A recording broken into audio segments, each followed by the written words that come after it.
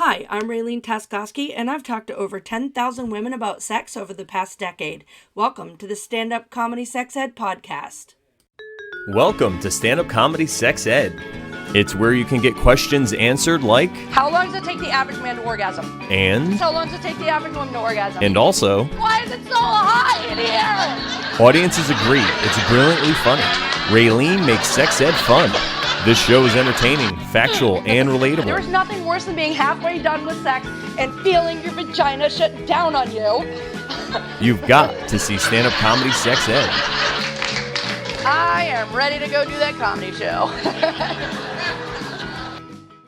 Hey everybody, welcome to the Stand Up Comedy Sex Ed podcast hosted by Raylene Taskoski and some other guy, girl, guest, or guru. And today's guest girl is Cori Asuncion. Did I say that right? Yes, Cori Asuncion. Okay. And I love her podcast is called That's Not Proper.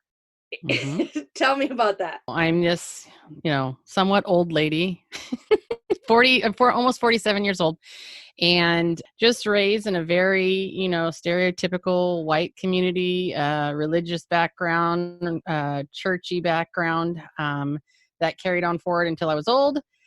And I have always kind of been the black sheep, but also kind of held back. But I was regularly told, Cori, that's not proper.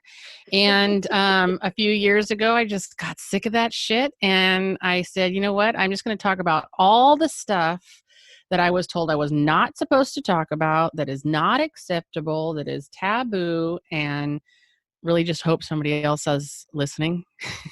That's fantastic. Yeah. I've always told, well, besides the whole, that's not proper. I don't think they said that because I'm from Connecticut, like north. We don't have a proper, but I did have a lot of, you're talking too much, you're too loud, we can hear you, you were right here.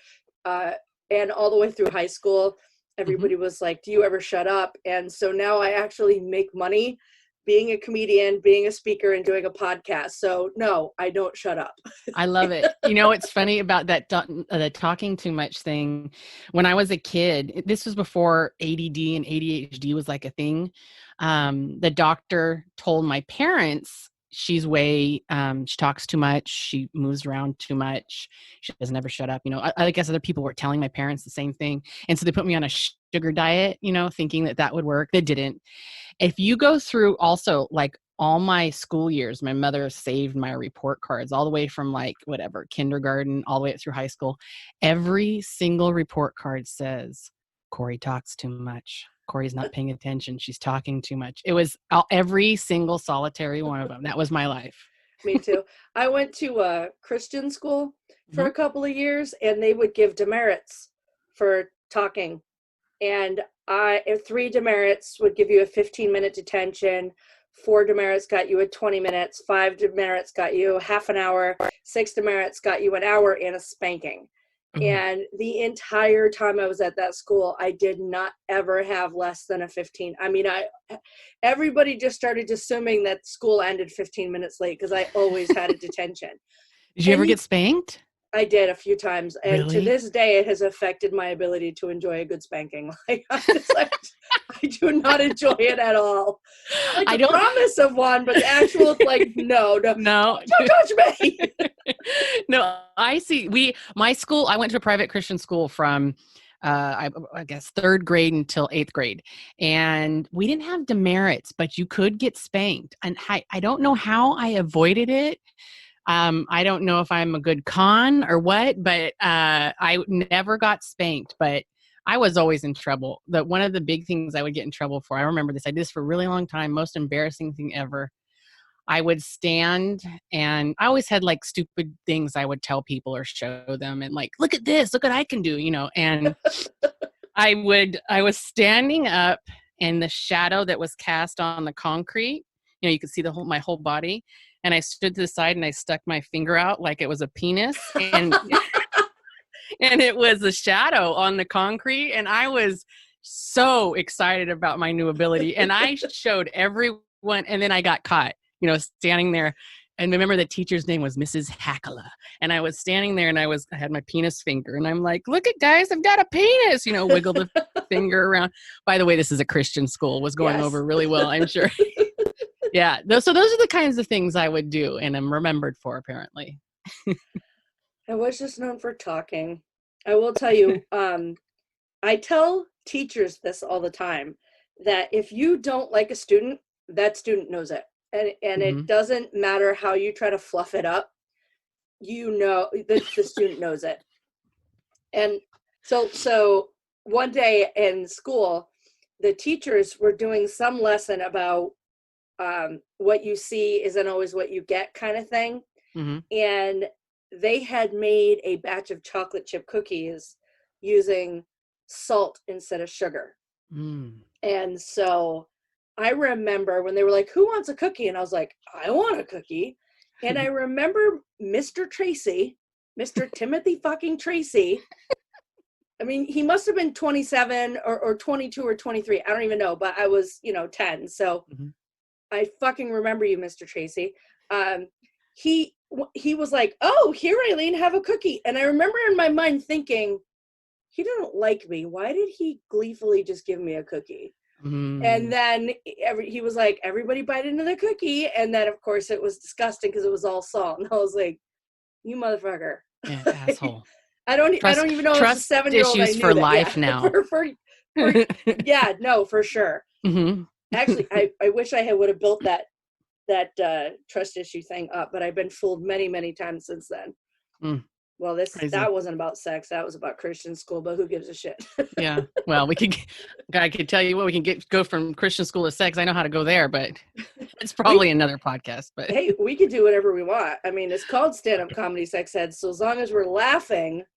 Oh yeah. It could be well, I don't know. or. Some of it's funny. Some of it's funny, but some of it, man, fucked me up pretty good as a kid. The being in the Christian school, and ours was not like, oh, you just went to school there. We went to church there. We went to, I can't even, they had like a Pioneer Girls. It was, I don't know if you ever heard of like Awana or Boys Brigade. And okay, so I was there all the freaking time. And, my whole life was this place, but it was also super tiny. My graduating class, when I graduated from 8th grade, because the school went from preschool to 8th grade, there was only 10 people in it. That was it.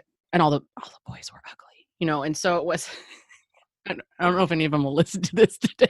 I'm actually still friends with them. I wasn't into any of, the boys or anything like that. But sex was a big fat no-no. Actually, sex itself wasn't talked about. Right. Like I didn't have sex ed. Right. So it was weird to me to go into high school because I went to a public high school. You go to public high school, I go from a graduating class of 10 in this little tiny Christian school to a graduating class of 300. That my class had about 300. And, people are smoking and drinking and doing drugs and having sex. And I was like, I signed my purity paper and I'm not going to have sex until I'm married. And what? Blowjobs are gross. You put your mouth where? That changed. I still feel that way. What's funny about blowjobs is I used to feel that way. And, it was probably, I had pent up, issues about something, I'm sure. Now, I like to hear the sound of him enjoying it is great pleasure for me. So I'm okay with blowjob. I was telling some college girls the other day, because I still, to this day, it's not a thing. I have an epic gag reflex that I can actually gag just thinking about it. It may have something to do with being molested as a kid. I don't know. But the reality is, and I tell the girls, I try not to put my issues onto anybody else.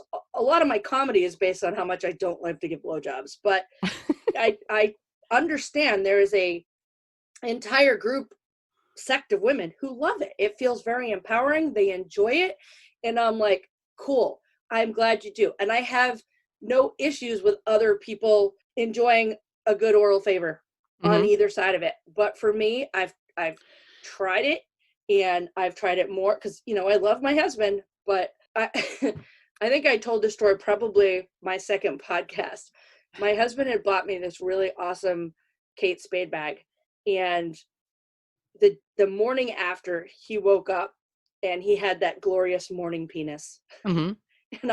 And I thought, you know, a good wife would suck that dick. And then I literally dry heaved just thinking about it. I was like, I'm not that good a wife. Like, No. I will find another way to thank him for the bag. To be fair, it does go better if I've had a little to drink, or, you know, something like that. There's less of it, because I actually do have a gag reflex. But so, like, I do not want you to come in my mouth. Don't come in my mouth. I will vomit on you. This isn't going to go well. You know, mood will be ruined. Don't do that. And it does work a whole lot better if I've had a little bit to drink. But no, for years I didn't want to give a blowjob, and I didn't want oral sex performed on me either. I was like, no. Oh no, I want that. I want that for sure. Oh no, now I do. I'm 68. You do me and I'll owe you one. Well, I didn't used to, and I don't know. I think it had to do with all the, you know, I was raised, and actually it wasn't even just the raised, is where we were at. We were at, like I said, we used to be in a church. We used to be youth leaders, you know, that whole thing.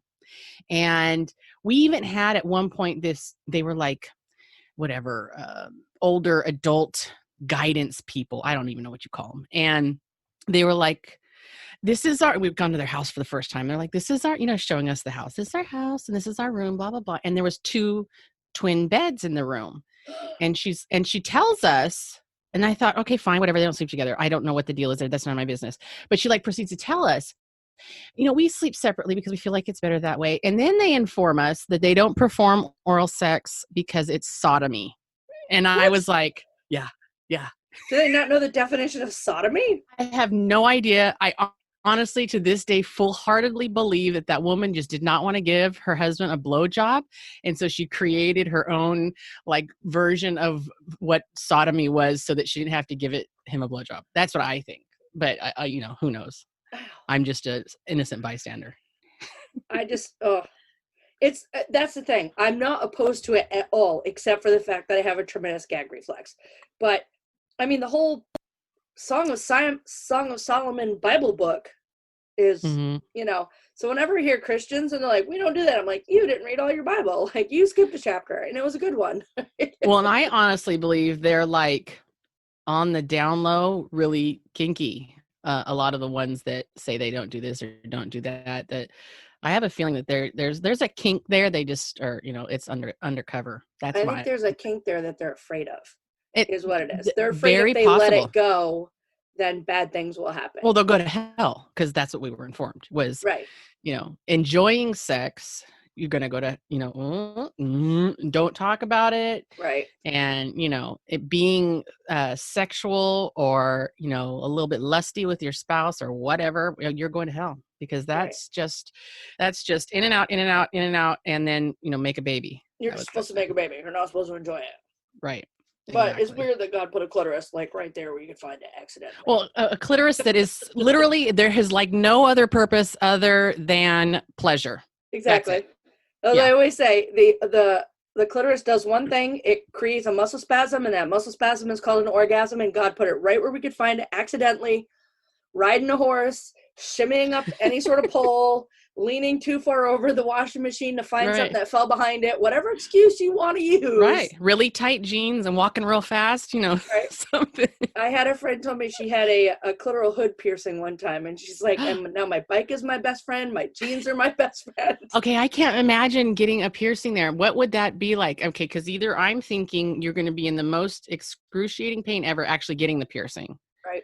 Or you're going to have like a 10-year orgasm. What's going to happen? I feel like, and to be fair, if somebody wants to argue this with me, I've never had one.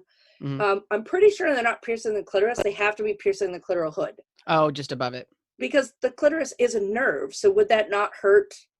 I'm like, or numb it, if that's it. That's it. That's the last sensation you're going to feel. The clitoris has 8,000 nerve endings. So it feels like that would not be a great idea. But if you pierce the hood, then the clitoris would always be rubbing on something. Right. So maybe. But if somebody wants to comment on the podcast later and let me know how that goes or more information on it, I'm curious to know. Would be great. I'm not planning on doing it, but I'm always keen to learn.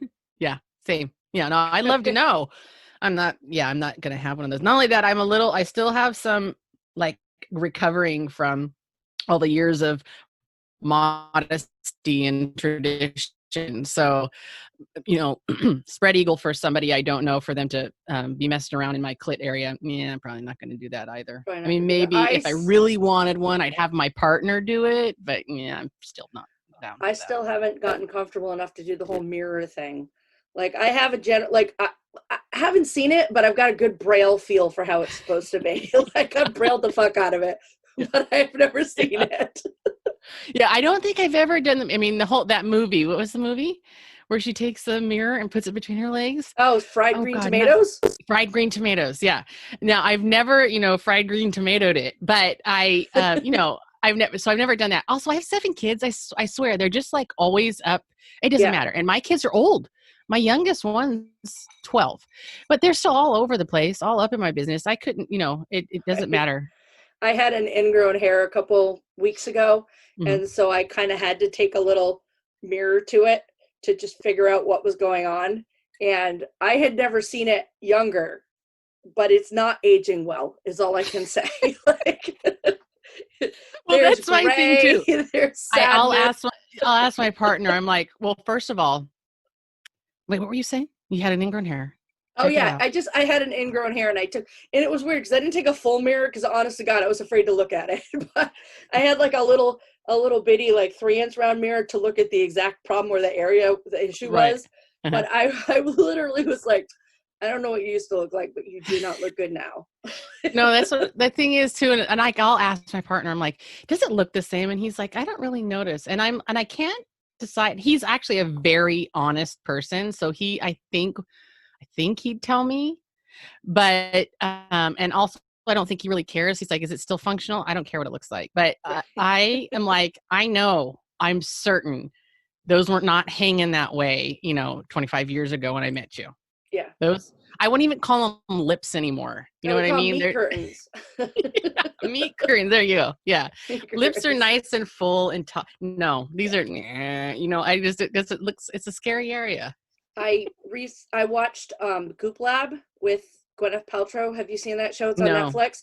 Mm-mm. And they had one on, I don't remember if they called it orgasms or if they called it, I don't remember what they called it, but it was definitely about women's sexual health. And it encompassed not only women looking at their own vulvas. There's a class this woman does, and the first step is that everybody's just naked in the room, ladies, and so people can get over their body image issues, because everybody always thinks they're not as attractive as everybody else. So Right. now you're just sitting in a room.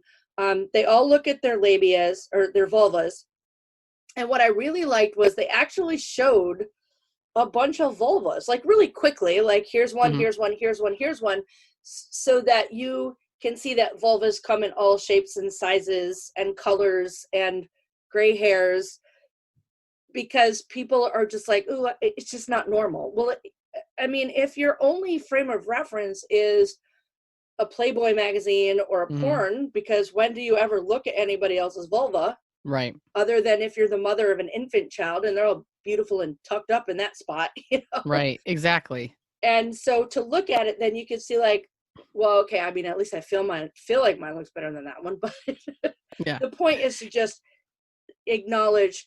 And then she also does a great class, this woman, and her name is Robin something. And she does a class on how to masturbate for women who have never orgasmed, which I think is fantastic, because I've met so many women who have never orgasmed in my line of work. Well, what's funny is, for years I didn't, and this was prior to meeting my partner, I never had an orgasm. I had plenty of sex, never had an orgasm. I didn't really know that I was supposed to orgasm, or that I could. My deal always was, and this was, part of my mental fuckery for so long, was sex was just for men. And so you would do whatever you do, as far as being the woman, lay there, don't lay there, whatever, stand up, bend over, and then make sure he comes, and then we're all done. And then that's it. You've performed your duties and responsibilities, because he has now come, and then you go about your day. I didn't enjoy sex. Sex was not enjoyable to me. part of that was because I had never had an orgasm. So, I mean, hello, that wouldn't Right, be but enjoyable. so I don't even know if you know this, that I've been a consultant for a women's sex toy company for 13 years. I just found That's that out today. I've when you never been Googled to me one of right those before you parties. came on here. Well, I had listened to your podcast a couple days ago, and then I had watched some of your YouTube, My um, comedy. your comedy. And as I was looking through the comedy, I saw today, I was looking because I was showing my kids. I'm like, oh, this is who I'm talking to today. And I saw you, one of your, I don't know what the name of the company is, but I knew that you worked for one of those parties, which I have never been to one of those. Well, because, and part of that was because for Yep. years, that was a no. You don't go to those because only whores go to those parties. It's so funny because my dad is a minister and I was raised born again Christian. And I Mhm. don't mean like he has his own church, but he did some race car ministries, and he does weddings, and he's the chaplain at our fire department, stuff like that. So Mhm. and he had a TV show for a while called God's Masterpiece. So he's very Christian. And my mom is Mhm. very Christian. So when I first decided that I was going to do those parties, I went and I said, I want to educate women how their bodies work, why they work that way, and the different products available to enhance their intimate life by themselves or with a partner. And my dad said, that sounds awesome. And my mom said, Oh, that sounds disgusting.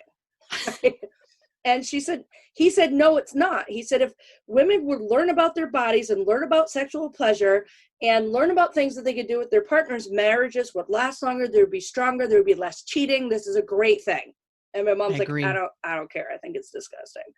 And then a year later, for my 1 year anniversary party, I came over to my parents' house and I asked my mom, I said, will you come to my party tonight? And by then I had already earned like 2 trips. I had, basically quit both of my jobs. I was doing this full time. And she's like, no, I'm not going to that. That's disgusting. And I said, and this is a God's honest truth, I said, Mom, either come see what I do or shut the fuck up. And my dad, the minister, goes, yeah, Renee, shut the fuck up. And so she got all pissed. She goes, fine, I'm going, but don't tell anybody I'm your mom. Right? Oh. So she comes in and I call her Renee the whole time. And then I had cleaned the kit. I had cleaned everything, but I had left a bottle of cleaner out or something. She goes, Raylene, why didn't you put that away? I'm like, Mom, get off my ass. Right? Mhm. She said, you said you weren't going to call me mom. And I said, you weren't supposed to act like a mom. Yeah. Get the roll straight. Exactly. So the next day I called my dad and I said, what did mom say? And he said, your mom said you give factual information in an amusing way, and she's really proud of you. And so from that moment Wow. on, she was backing me. She would, if I needed help at an event, she would come help. She kept my business cards in her purse and she would hand them out to people at work. If they were thinking about having one of those parties, she'd be like, oh, my daughter does that. And everybody would be like, your daughter does that? And she's like, yeah, she's so good at it.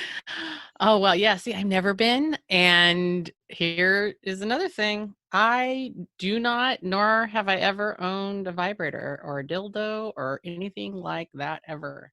But that part of that has to do with, actually, I take that back. Lube, I've used for years. Oh, good. And one time I bought some lube from a company, can't even remember what it was. And they sent like a little mini one. Mm-hmm. And lube at that time, even for us, was like a big step. It was like, we need, because you get that idea that like needing something Lube or means wanting, something's wrong. or you're not performing, if I'm not getting wet enough, maybe he's not doing his job. But that's not really what it was about. Keep in mind, I had 7 freaking kids. Yep. And man, I was just fucking tired sometimes. So anyhow, so we got lube, and a teeny little vibrator came. It was like corded and everything. It had batteries and all of that. I think we used that once or twice. I don't know. I think it broke and we checked it out. But it's something I think about all the time. But it's still, I'm like, remember I told you I'm working through all of these things, Right. But I have decided, and actually prior to this whole coronavirus thing, I was taking my daughters. I had picked a adult toy store out, a nice one. Not, and where I live is a real highly. I'm in the Bay Area in California, near San Okay. Francisco, very densely populated. And so they have plenty of adult stores here, but some of them are real seedy and kind of gross. And so I didn't want to go to one of those. So I was going to take two of my daughters. I have 3 daughters. I was going to take 2 of them because the other one doesn't live here anymore. And I was going to take them to an adult store, and we were going to video a little bit, but also use it for the podcast within the stupid coronavirus. And so we haven't done that yet. And that was going to be our big, if you're interested, I know a lot of amazing consultants in California that would be happy to come do a party with you. And what I love about my company and the way most of us handle it is it's about women's sexual health with a little bit of comedy, because it makes it easier. That's how you educate. I did not own anything until after I joined my company. No toys, no lubes, no heighteners, no cleaners, no nothing. No lingerie, nothing. I also had no complaints, which it sounds like that's kind of where you are. Like, you think to yourself, well, I don't need any of that stuff. Right. And so what I say at my comedy shows is like, we also don't need cookies, cakes, or ice cream, but it sure makes dinner better when you know what's coming. Well, and to be fair, when I, finding out a lot of things about what I enjoy sexually and what he enjoys sexually, we've been together for over 25 years. But we spent a large portion of those years, me more so than him. He probably would have done everything 25 years ago. I, however, had a lot of hangups. And so it really wasn't until the last, I don't know, maybe 8 years or so, where I'm kind of like, let's try it all, and so there's a lot more openness because he was always very kind with me as to not push me where I didn't want to go. Right. But so I am much more open to that stuff, because I'm like, hey, now I am actually at a point where I can say, do this because I enjoy it, instead of wondering, but thinking, oh God, I can't do that because maybe I'll go to hell for, getting some oral sex tonight. I don't, but now I'm like, I don't care. Give me some of that, I just want to tell all of the people listening, you are not going to hell for enjoying sex. Period.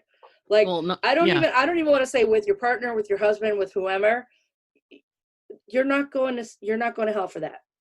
Just, well, I'm standing right here, and if you wind up in hell, you can just call back and say, hey, she said, and I'll come, I'll take the heat with you.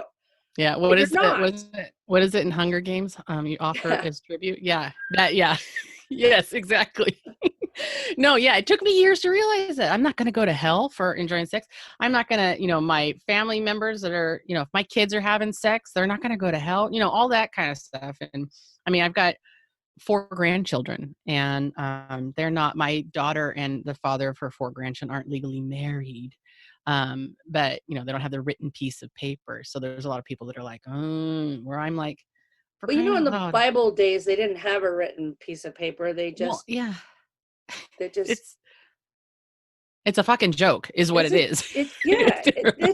That's the government. It is.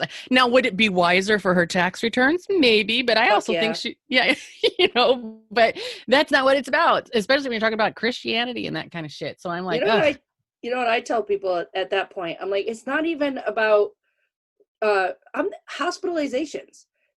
If your baby daddy that you live with and you love and you have a relationship goes into the hospital, you have no say if you are not married to them.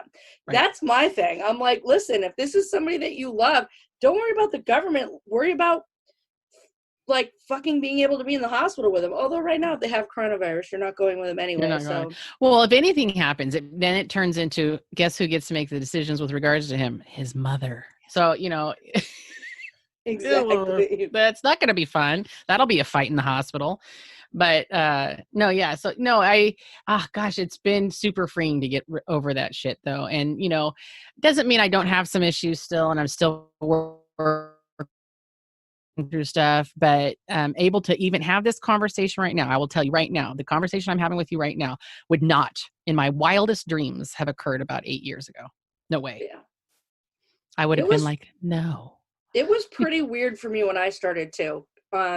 When I first decided to join the company after the conversation, with my dad, I got my kit. And the first couple of, I would say the first 3 months, I walked around with a constant blush. I was like, I cannot believe what these people are doing. All these people are doing all this weird shit. What the fuck? You know, and I was really uncomfortable. And then I realized that my discomfort was coming from the way I was raised. And how you said at your school, that it wasn't that sex was ever talked about as bad. It's just that sex was never talked about. And that was the same thing with me growing up. We just didn't really talk about it. But I learned how to masturbate when I was 4. Again, it may have something to do with being molested, but whatever. I have always known how to masturbate. So when I meet somebody who doesn't know how to orgasm, I'm just like, just it's right there. And honest to God, can I just tell you, Cori, I am so embarrassed because my youngest is 21. And we recently had a conversation where I realized that she did not know where her clitoris was. And I have been doing my job for her since she was 8 years old. And as much as I had been like, make sure you use lube, make sure you use condoms, do it when you're ready, everything will be great. I never fucking taught her her body parts. Well, and it's you know what's funny you say that, because honestly, I probably didn't start saying anything to my the 2 daughters that I have at home now. My oldest daughter's been out of the house for a while. The 2 daughters that I have at home, I'd probably say it was within the last year. I'm talking to them about all this kind of stuff and where it's at, and this is, do this and do that. And at first they were a little bit weird with me, like, Mom, and I'm like, dude, go get some lube. When I say things like that, and if you need to take some extra time in the shower today, because we are a household of 9, and so having private time in your bedroom isn't happening. So everybody shares bedrooms and stuff like that. I don't have a 9-bedroom house. Thank you very much. Not in the Bay, you don't. No. So, but I would have never talked to them about that kind of stuff before. They know now though. And so they'll still come. There's still little things that they're a little bit weird with me about, which is understandable. Because of how, honestly, they were raised by me who didn't talk about it. So it was only recently that I have started talking to them about it. And so now they're opening up a little bit more, but I mean, it's like almost like I had to learn some of this stuff too, Right. That Agreed. learning, yeah. And what good am I if I haven't learned it myself yet? And so it's cool though to be able to talk to your kids about this kind of stuff, because like I said, I wasn't talked to like that. It wasn't, and this doesn't necessarily my mother was a bad mother and my father was a bad father. It was just it's not how things were done. Right. And so to have these conversations, be able to have these conversations with my, my kids now, even my son, one of my sons, actually, he tells me way too much. I wish he'd stop, but, he'll say something. I'm like, no, just, okay, that's enough. But to have these conversations and then feel comfortable to come to me. And my hope is that then when they go out of here and they have permanent relationships or long-term relationships or whatever, even if it's not, whatever relationship they're in, they're able to have this open line of communication where they can talk about this stuff in ways that I never did for all these years. When, it's very exciting to know that that's something they could potentially have. I'm excited for it too. I love talking to my kids. Well, I didn't. All right. So my oldest had a stepmom who talked to her about toys and stuff way, way, way before I was ever comfortable talking about toys. And now, like, my advice to pretty much every girl is toys, not boys. Just do it yourself. There's no pregnancy. There's no side effects. There's no disease. Just get a toy and figure it out. It's funny about masturbation, though. I didn't do it for years because it was the devil's doorbell. Exactly. There was jokes, you hear jokes made and things like you always laughed at the jokes, but oh no, I'd never do something like that because, God can see me, pleasuring myself. I'd never have even considered it years ago. Not at all. Never did it. I didn't at all. Growing up, nothing. Masturbation was not talked about when I was a kid, other than like, has my brother been in the bathroom too long when I was younger? But that was probably the extent of it. Well, that was the weird thing, is because I had been molested as a child and it led to orgasm. I just knew if I rubbed that one spot, it felt good. I didn't know that it was masturbating. I didn't know that it was sex. I didn't know that it was anything. I just knew that it helped me fall asleep at night. And so the first time I ever heard of it as a sexual thing was when I was reading Are You There, God, It's Me, Margaret. Oh, is that the right yeah. book? I think it is. Mhm. No, Yeah. Deanie. It was Deanie. Oh, I don't know that Are one. you Are You There, God, It's Me, Margaret was about the boobs. We must increase Oh, must increase our bus. We know those things will grow. Yeah. Whether we want them to or not. Yeah. It was Deanie. It was the same author, but it was a much more adult book. And she had her special place. And that was the first time that I realized I wasn't the only person who had that special spot. Mm-hmm. And I mean, I mean, if I'm trying to think about it, I can't even remember a time if even after I figured out it was about sex, I wasn't all like, oh, shame on me. I was like, well, fuck yeah, look what I know. Yeah. That nobody else does, apparently. Right. Wow. Which meant I could really enjoy the dry hump because I knew how to just like, got the orgasm. No thanks. I don't need to have sex with you. Have a nice day. Like, You could just grind one out. Yeah. Exactly. I left a lot of guys blue-balled and sexually frustrated. And I was like, no, I'm good. Bye. Have a nice day. Oh, that's pretty funny. How comfortable is your husband with you with talking about this stuff and the parties and stuff like that? How's he feel about it all? So I thought that he was not going to be cool with it. He does not love to talk about sex. He blushes and he gets embarrassed, but he learns from what I say. And he didn't like me doing stand-up comedy. Really? When I was just doing stand-up comedy, he didn't like it. He's like, why are you still there? And I'm like, well, because my set was for 10 minutes. And then the 3 people after me were, 15 minutes and a half an hour. And I'm not just going to fucking leave.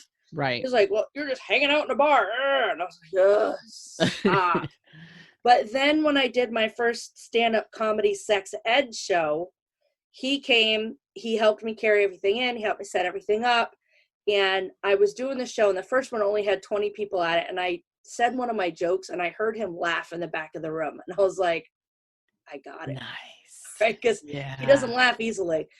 And then every single show since then, he comes in, he helps me set everything up, he helps me break everything. Because at the end, I like to stand outside and, get my hugs and my thank yous and you were so funny. It's like, I'm words of affirmation. I need that.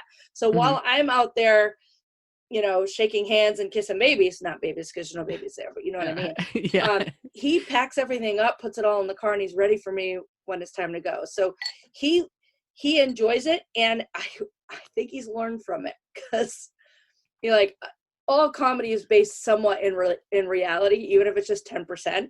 So if I'm just taking something and I blow it up to make it funny, he still hears the thing where I was like, why are you touching my belly roll?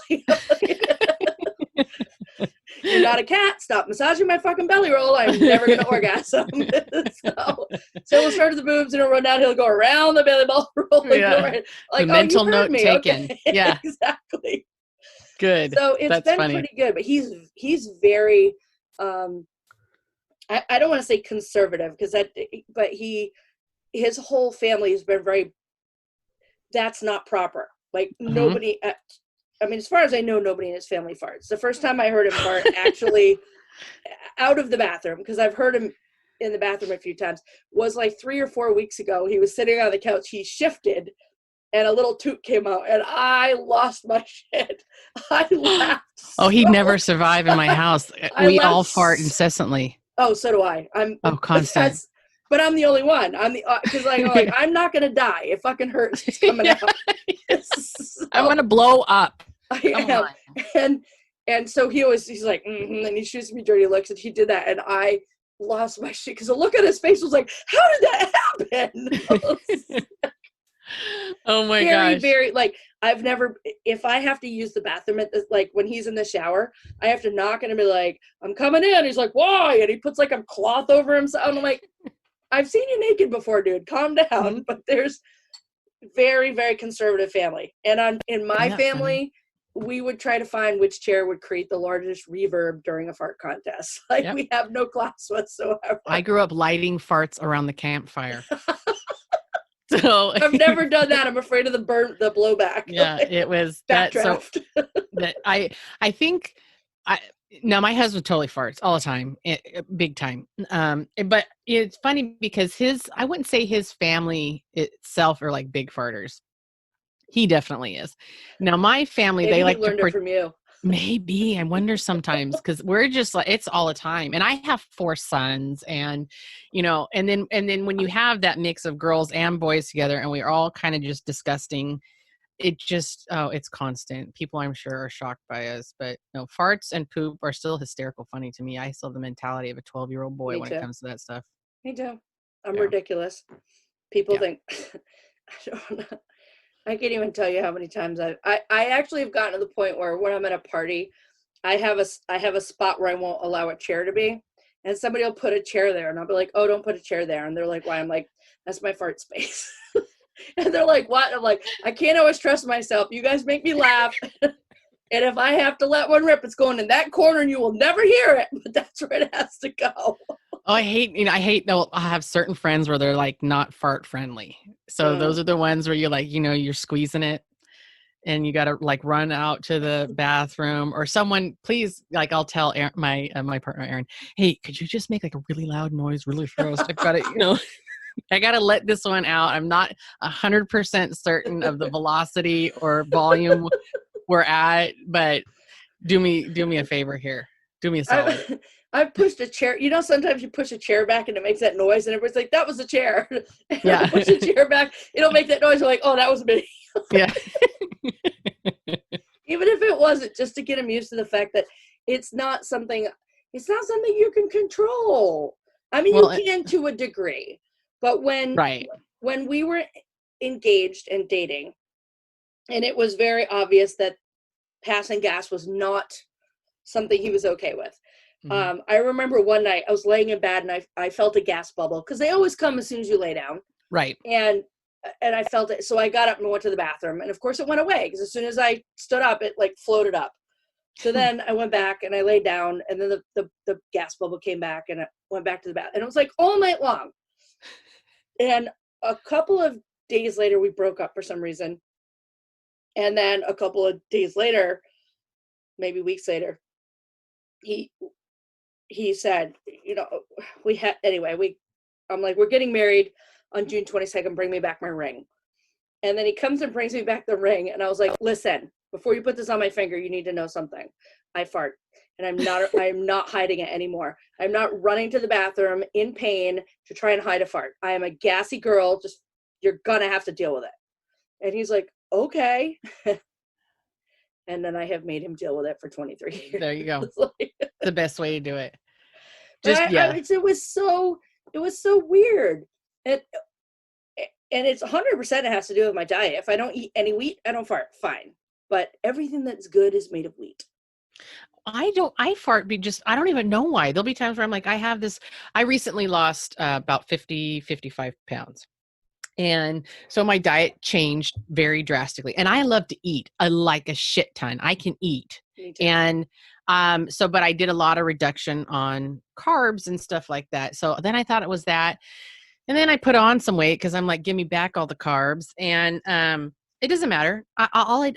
Especially at night, it happens at night. As soon as things just settle down, I'm kind of running around all the time. I'm a living caregiver also. So I'm kind of just up on my feet, running around all the time. As soon as I sit down, it's just like, it's incessant all night long. Yeah. It's fun. I just look at everybody. I'm like, oopsies. Yeah, I don't even bother to apologize anymore. It's like, if I'm doing keto, I don't fart at all. Unless I have vodka sodas. That's one of my favorites. But Soda keto water will kind of give me makes the it so you don't bubbles. shit at all. Oh no, I don't have a problem with that because I'm pretty good Really? about making sure I take chia seeds every night because chia seeds are the most amazing thing ever for cleaning you out. But Yeah. no gas. But as soon as I have a cheat day, Really? I sound like a horn. I sound like a lighthouse off the coast of Carolina. Oh, it's ridiculous. You know what's funny is for years that nobody believed me either. Mine didn't stink at all. Loud as hell. No smell. Until about a year ago when I started eating like shit again. But it didn't smell at all, like nothing. And Right. so the It's kids just would scare air. me. And they would tell, like, because I've also had to, last year we went camping with some of my kids' significant others. And I'm like, dude, they're going to be here with us for 3-4 days, whatever it was. I will be farting. I'm not hiding it. I cannot hide it. And these were like relatively new relationships, like only a couple months. And so I said, you can let them know I don't really care, but also let them know they don't stink. So they'll be safe. You know, it's not like they're going to walk in and be tasting it or anything like that. And so I told him there's nothing I could do about it, but so one of my daughter's boyfriends, though, he's like, he had never heard a woman fart before. Apparently his mother never farts, and he's like one of 6 kids. His sister's never farted. And I'm like, dude, you're going to have to get over here because that happens regularly every single solitary day. Sorry. So now they're used to it. I would enjoy camping in tents with strangers, because then you could just like walk and let everybody figure out where it came from. Oh, I was just all the time. Well, and see, when we did that camping trip, we were with my father and his brother and my auntie and stuff like that. And my dad just, he farts and burps all the time. So it's like obvious. Where did I get it? One of the ones that I got it from. My parents are divorced, so and remarried. So this was not my birth mother. But anyhow, farting and burping all the time. And my dad still does the thing. He thinks he's hysterical. He'll fart and he'll like look around, and he always does this thing where he like rubs his belly and he's like, "What was that? Who did that?" Looking around like that. Okay, Dad. My dad would fart and say, "Whoops, stepped on a frog." Yeah. I've never even tried that. All right, so I like to play a little fun game at the end of my podcast, and there is this card game that I found, and it's called Things They Don't Teach You in School, a crazy mix of fun facts, random trivia, and totally useless knowledge. And so I noticed that a bunch of them had questions about sex. So here's our weird sex question of the week. What is the most common place to have sex outside the bedroom? The bathroom. No, it's in the car. What? In the car. I haven't had sex. I've had sex in the car probably twice in my entire life. My husband and I used to have sex in the car all the time. Really? I'm afraid of getting caught. I'm a big fat chicken. We were also afraid of getting caught. Because you know why? One time I did get caught. The police came to the door. That's why. Out of the car, long hair, you come with me. What are you doing in here? Absolutely nothing, as I'm sitting on top of somebody. No, I'm doing nothing. We're, communicating and we're doing math homework. And it's all because your daddy don't dance and your mama don't rock and roll. Exactly. I think I got that backwards. But... Yeah. All right. So how can people find you? Oh, okay. So my website is that'snotproper.com. I am on most all, I can't even think of any that I'm not, podcast platforms. And it's That's Not Proper. My name's Cori Asuncion. My Facebook and Instagram, That's Not Proper. Twitter, That's Not Proper. I made it really easy. Everything is That's Not Proper. And you can find me all of those places. Hang out, comment, whatever. Listen, do it all. Awesome. You can find me on Instagram at standupcomedysexed, standupcomedysexed.com. My Twitter is not that. It's Raylene056, and I haven't switched it. I probably should just switch it. I set up a Facebook group just for this podcast, so you can participate in polls, ask questions, and politely share an alternate point of view. And maybe just tell us a little bit more about a clit piercing, because I think we're both curious about that. Generally, let us know what you think of this episode and any other episode. You can search Stand Up Comedy Sex Ed Podcast on Facebook to get involved. And please subscribe to this podcast and share. Thank you so much, Cori. I have really had a good time talking to you. Thank you. I had a great time. Loved it. Super fun to go back and batter around Christian school and look what you did. Hell. Look, we're all talking about sex now, Mr. Tracy. You fucking did this. Yeah, Miss Hacklin, my penis shadow. Gotcha. Thank you so much for being here. Everybody have a good night. Bye-bye. Bye.